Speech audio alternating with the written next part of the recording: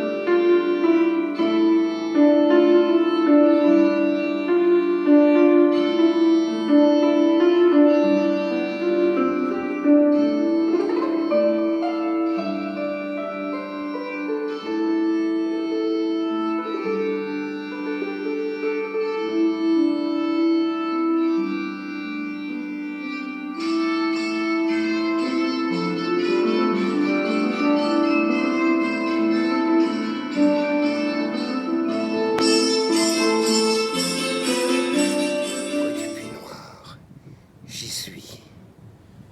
Voyons. Alors,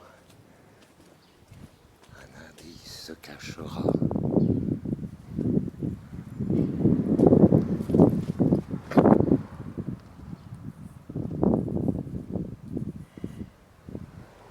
Parmi les pierres, tu trouveras là, sur le vitrail,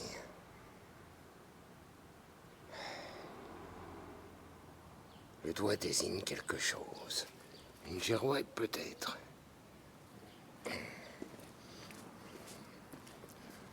Un coq. Quand les ours et la cour seront reliés, le coq du matin retentira et le groupe se lèvera. On est sur le bon chemin, mon goupil. Demandez en prière de sa chère et sainte maîtresse dont les vertus étaient si pures et les mérites si évidents. Il le fit avec confiance, suppliant en toute simplicité la bonne duchesse de l'arracher à une mort certaine par les saintes intercessions. Jeanne y consentit, elle pria, et immédiatement la fièvre diminua et bientôt disparut entièrement. La guérison suivante nous a été conservée dans les manuscrits de bien-aimé Georges. C'est dingue, ça.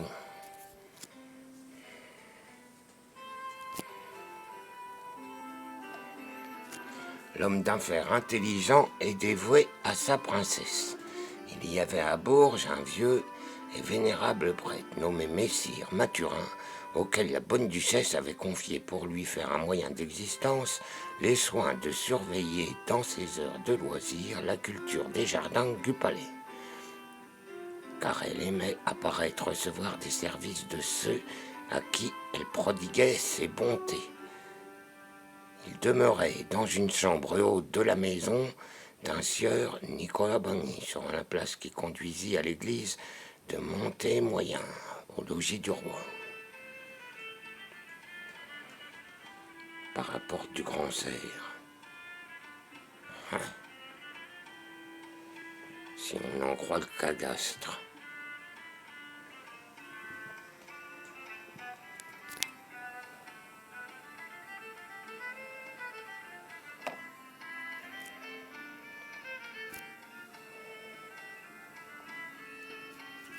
Le bon vieillard était depuis plusieurs années tourmenté par la goutte dans toutes les articulations.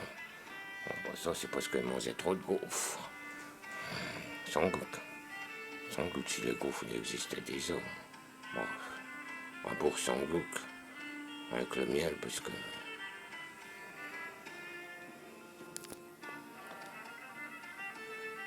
c'est tout ce qu'on sait de lui.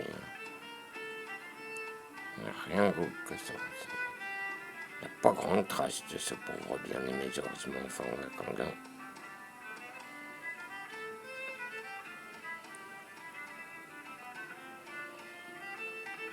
Ah, puis c'est du vieux François, c'est sien. Ceux qui l'ont connu. Ah bah, c'est du vieux Bérisson. Ceux qui l'ont connu. Vous l'avez connu, les copains, le bien-aimé Georges?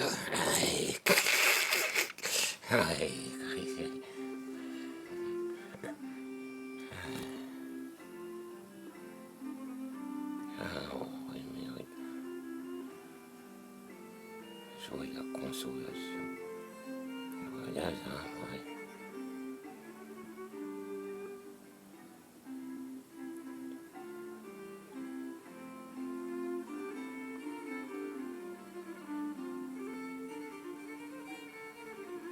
À sa mort, il eut une parole. Gloire à Dieu, à la bienheureuse Vierge Marie et à Madame Jeanne de France. Amen.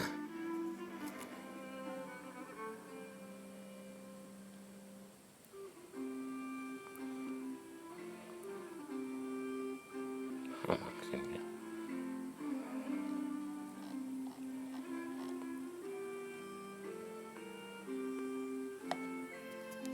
Si l'on vouloir rechercher, disait le bon père Ambroise Basset, toutes les merveilles que le Seigneur opère par les mérites de Madame Jeanne de France, on en vient droit, nullement à bout, à cause de leur nombre, et parce que tous n'ont pas été rapportés par les escrits.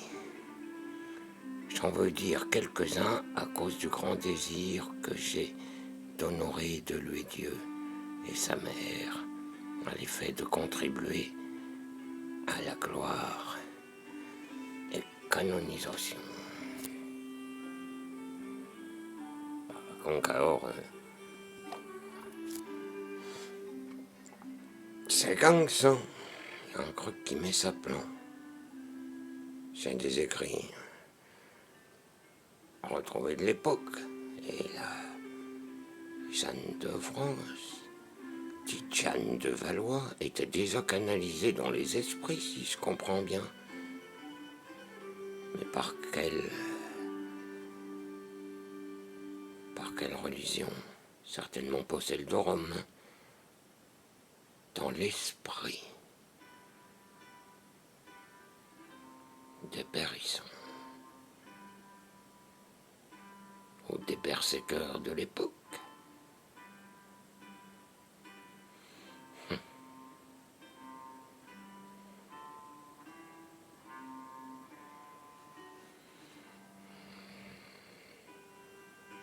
Mon ourson, oui mon gars, faudrait quand même que tu penses à aller te reposer. Ah oui, j'y vais. Je vais me faire une gaufre au miel.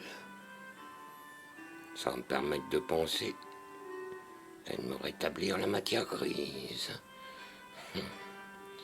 En attendant le bien-aimé Georges, ça devait être un sacré vieux renard. C'est pour ça qu'il est représenté avec une figure de renard, une grande canne et une cape à capuce, poitillant à cause de sa goutte sur les vieux pavés.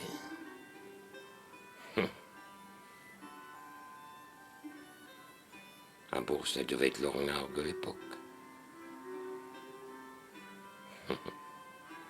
Allez, je vais faire ma gaufre. Rue mon secret, le renard.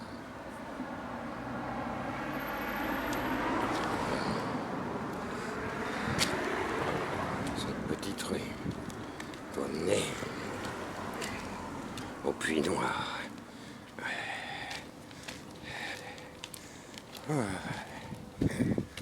On refait mon... Tu vois, la cathédrale, là. Bon, on est derrière le SV. la cathédrale. Ah, on voit rien avec le soleil. Ah bah, sacré comme une étoile. On est sur la bonne piste, mon Romain.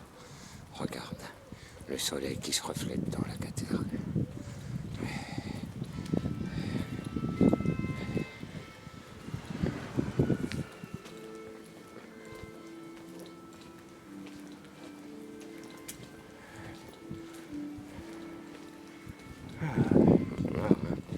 C'est pas rien. Donc voilà. Donc la première église qui devait alors à ce moment-là. La rue du Pinoir, elle est juste au bout. Donc cette place-là, dans le temps, mais ils ont reconstruit des choses. Elle était hexagonale. C'est fini ce temps-là. Donc ça aurait été la première maison. Donc la première église, je veux dire. Donc, construite par la maison de Léocard. Donc la maison de Léocard, et c'est vrai. Il reste. On est bien au numéro 2. Ça, on peut pas le savoir, mon flot. Il faut qu'on aille rue du Pinoir pour voir. Regarde, il y a encore une arcade dessinée sur le mur. C'est dans la pierre. Alors, pour dissimuler trop les traces du passé. Donc effectivement, il y avait un grand portail. Grand portail.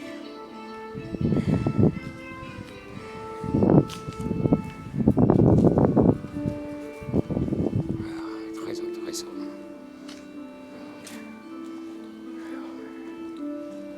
Bon, l'instant, elle a été remodifiée. Ah oui, on revient. Donc là, c'est numéro 1. La place, je ne sais pas comment elle s'appelle maintenant. Ah bah tiens, c'est marqué là. La place Montaigne. Non, donc lui, il était pas Montaigne. Ah non, ça s'appelait, je ne sais plus le nom non plus. Bon, on arrive à la grue du Pinoir. Donc, ça doit être le numéro 2. C'est toujours la même maison. Bien sûr, ça devait être plus vaste, mon. Oui, voilà. Tu vois.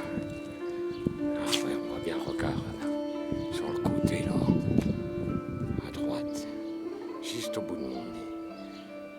Il reste encore la base avec les contreforts. Et la maison a été reconstruite dessus. Donc l'entrée devait être place Montaigne actuellement. Et la place était octogonale.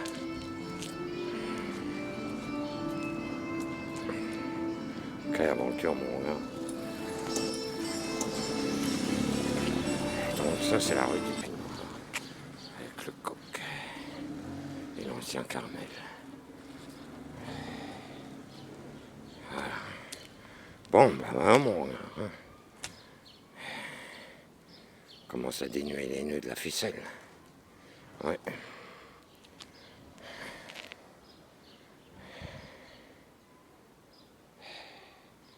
On continue. Bah oui, on continue, mon slob. Palais des Ducs. Lumineux. Chaque pierre.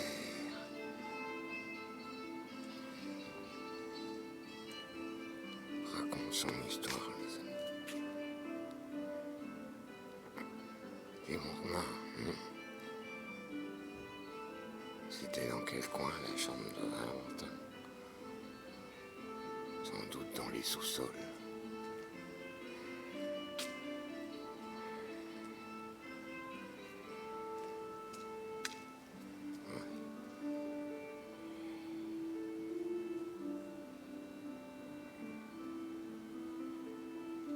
Palais des ours.